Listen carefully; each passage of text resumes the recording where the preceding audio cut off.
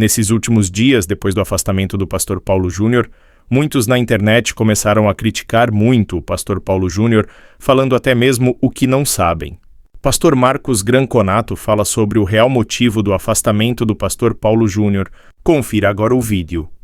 Na semana que passou, nós fomos surpreendidos com uma mensagem do nosso amigo e irmão, pastor Paulo Júnior. Ele gravou a mensagem dizendo que estava se desligando do ministério na igreja dele, e as razões que ele mencionou no vídeo, ele relaciona isso com o pecado de excessiva severidade no trato com os irmãos no dia a dia da igreja.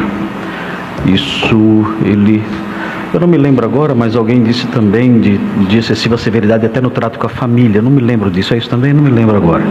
Mas enfim, ele entendeu isso e ele mencionou isso, a excessiva severidade, como sendo pecado que o desqualifica, na visão dele, o pecado que o desqualifica para o ministério pastoral.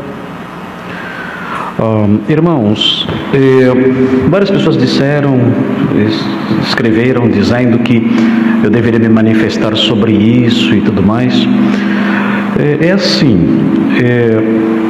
O pastor Paulo Júnior e eu, nós temos queridos, eu e o pastor Paulo Júnior, nós temos um certo grau de amizade, já há um bom tempo. Eu fui à igreja dele várias vezes, preguei lá em congressos, em eventos especiais, estive com eles agora na conferência Old School, eu estive presente ali, preguei lá na última conferência. A conferência desse ano foi cancelada, na conferência do ano passado.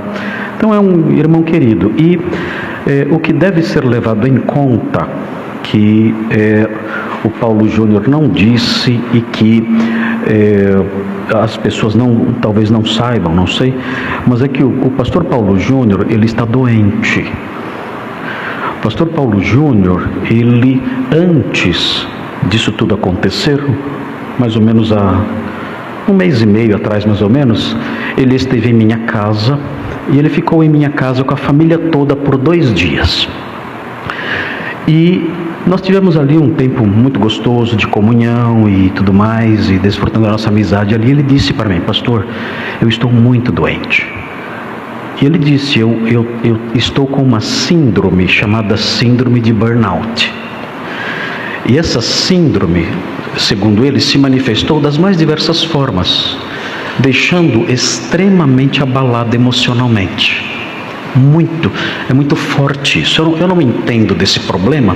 Talvez a Anaí depois possa me esclarecer melhor como se manifesta essa doença, mas é uma doença terrível, irmãos.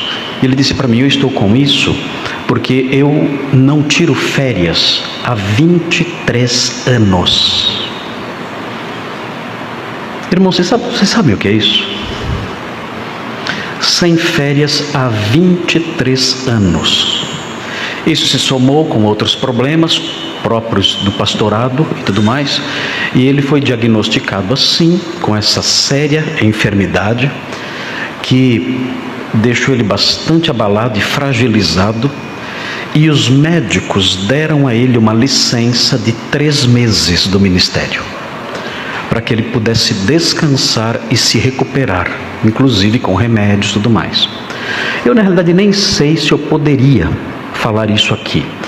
E se o pastor Paulo Júnior em algum momento ouvir eu falando isso, espero que ele me perdoe, que o meu objetivo é ajudá-lo e desfazer certas maldades, irmãos.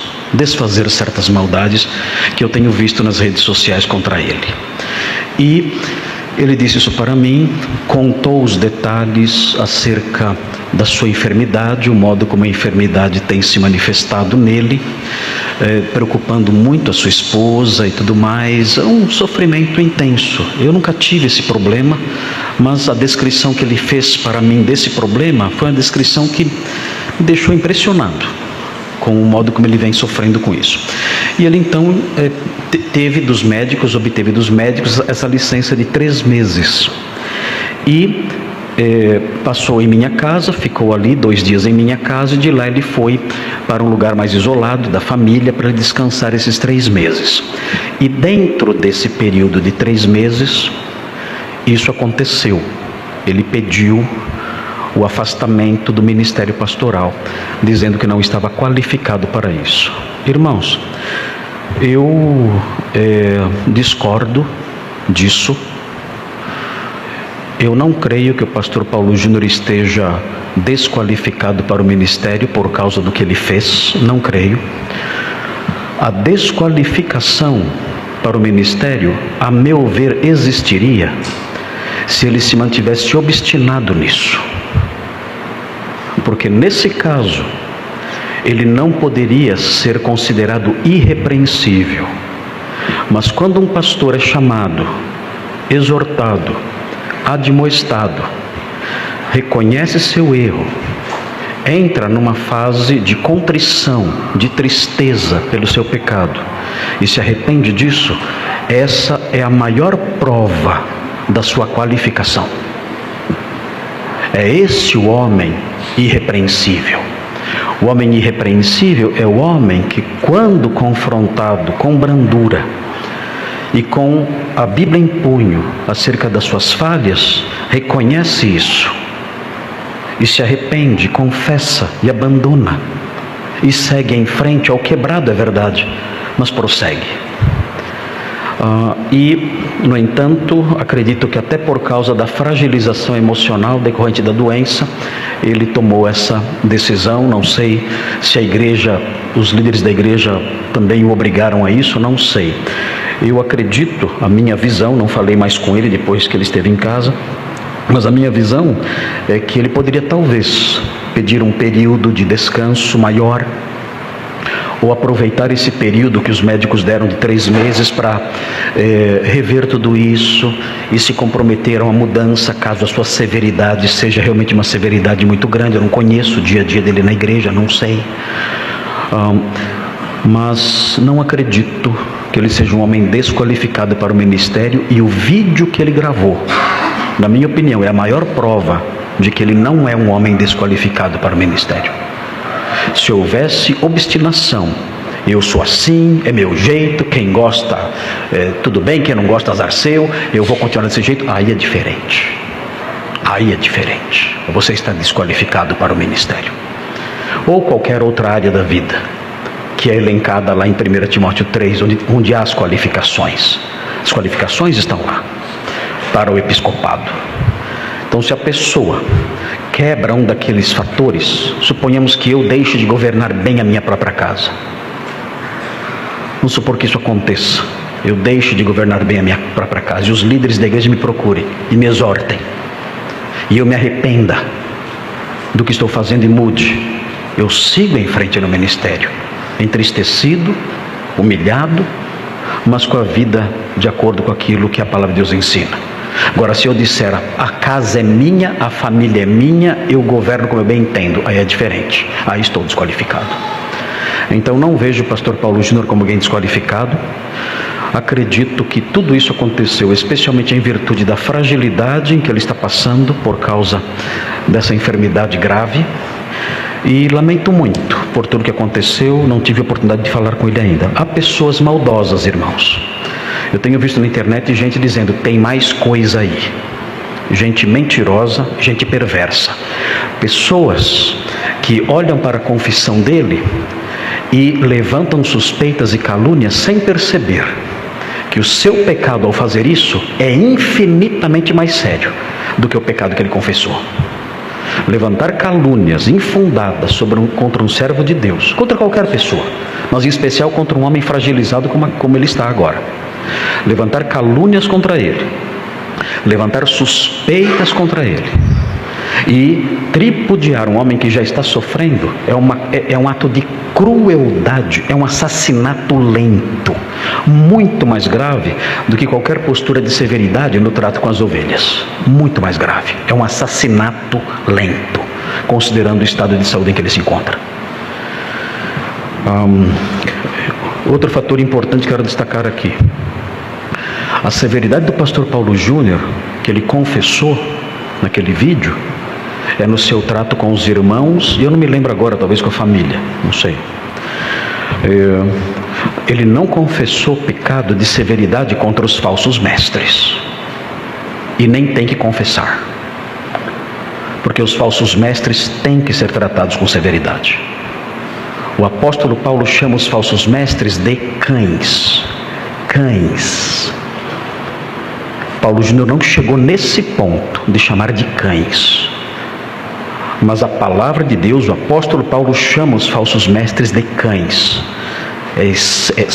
São textos extremamente severos contra os falsos mestres. E o Paulo Júnior não pediu perdão por isso e nem deve pedir. E eu, inclusive, me comprometo a continuar o que ele começou, com pauladas maiores, porque não há que se arrepender do que ele fez no que diz respeito à denúncia das mentiras, a perversão do evangelho, o cuspir na cruz, o distorcer a verdade. Não há como se dirigir a essas pessoas e denunciar os seus erros com passar a mão em cima da cabeça dessas pessoas. Não há como fazer isso, e nem devemos fazer isso. Ele não pediu perdão por isso e nem deve pedir perdão por isso. Então, queridos, esses são os fatos. Orem por esse nosso irmão. Lamento muito por isso que aconteceu. Espero que ele seja reconduzido em breve. Talvez haja uma forma de reverter isso, não sei.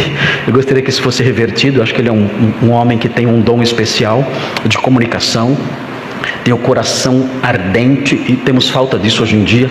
Homens cujo coração arda, homens que têm o coração pegando fogo, homens com bocas de vulcões, proclamando a verdade com ardor, com fervor, com força.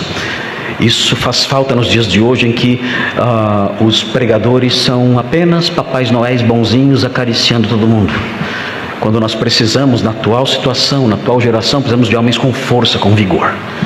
E por favor, orem por ele. Nosso irmão é um homem de Deus que está fragilizado, e infelizmente nós, o meio evangélico, nós somos o único exército que atira em seus soldados feridos. Nós somos o único exército que faz isso. Vemos um soldado corajoso, forte, ferido, e nós vamos lá e disparamos contra ele. É isso que fazemos, e é isso que está acontecendo nas redes sociais. Então, queridos, da nossa parte isso não vai acontecer. Eu não falei com o pastor Paulo ainda. Eu tenho medo de... não encontrei palavras ainda para conversar com ele. Mas eu quero ainda falar com ele e dizer: olha, minha casa está aberta, meu coração está aberto, a minha igreja está aberta para receber você, para ampará-lo, para ajudá-lo, para caminharmos juntos. O que você precisar no que diz respeito a elementos para sua restauração, você vai encontrar em nós. Orações da nossa igreja, apoio, amizade, orientação. Se você precisar de alguma, estaremos aqui até que você volte para o seu ministério, que é o ministério que você recebeu do Senhor. O Senhor deu esse ministério para você, até que você volte a isso e realize o seu trabalho. Mas é isso, queridos. Espero que, se eu falei alguma coisa que o pastor Paulo Júnior, ouvindo mais tarde, não tenha gostado, que eu não deveria ter dito, me perdoe, pastor Paulo Júnior, mas eu gostaria de dizer essas coisas para os irmãos, para que os irmãos orem por ele e entendam melhor o todo do problema. Uma pessoa com uma síndrome assim, uma cara feia é um tiro de canhão, e ele está padecendo com isso. Eu fico imaginando como ele se sente quando ele vê esses vídeos de ataque contra ele. Como uma pessoa doente, fragilizada, recebe isso nas redes sociais, sem poder se defender. Então, queridos, por favor, orem por esse nosso irmão e vamos seguir em frente, a fim de que as nossas perdas com isso que aconteceu não sejam maiores e ele volte depressa para o ministério. Na minha opinião, ele está plenamente qualificado para o ministério. Vamos orar agora. Senhor Deus, obrigado pela vida do pastor Paulo Júnior, por suas suas obras no ministério, suas pregações, denunciando o mal, denunciando a mentira, os falsos mestres, e levando o seu evangelho adiante, fazendo com que tantas pessoas tenham se dirigido aos pés da cruz e tenham se convertido ao Senhor por meio dos seus ensinos. Obrigado pelo seu chamado, pelo seu trabalho, pelo seu ministério santo e sério e zeloso. O seu servo, Senhor, está fragilizado pela enfermidade e pelo cansaço. Está doente. E chegou a essa decisão, não sabemos os detalhes que o levaram a isso, mas pedimos que essa decisão tenha efeitos breves e que ele depressa volte para os púlpitos e continue a pregar a palavra de Deus com fervor, vigor e força, denunciando a mentira e proclamando o evangelho verdadeiro. Restaura a vida desse irmão, restaura a vida desse pastor, faça com que ele adquira novamente forças, ó Deus. A sua palavra fala que os que confiam no Senhor renovam as suas forças. Eu suplico junto com os irmãos aqui, nós juntos suplicamos que o Senhor renove as forças do pastor Paulo e ele depressa esteja de novo no ministério, trabalhando com alegria, vigor e coragem para o seu reino. Ajuda-o na superação de suas falhas, ajuda-o na superação dos seus pecados, aqueles que ele mencionou no seu vídeo. Obrigado porque o Senhor o instruiu e o Senhor está restaurando, mas esteja com ele, ó Deus, para que ele se recupere plenamente, inclusive da sua enfermidade. Nós pedimos essas bênçãos em nome de Jesus. Amém. Chegamos ao fim deste vídeo e esperamos que cada reflexão, oração e debate teológico tenha tocado seu coração e renovado sua fé. Nossa intenção foi aprofundar as questões cristãs, oferecendo uma perspectiva que une a inspiração das pregações, com a sinceridade dos embates e a força da oração. Se este conteúdo trouxe luz para o seu caminho, deixe seu like, compartilhe e inscreva-se para continuar essa jornada de fé conosco. Que a paz e a graça do Senhor estejam sempre com você. Até a próxima!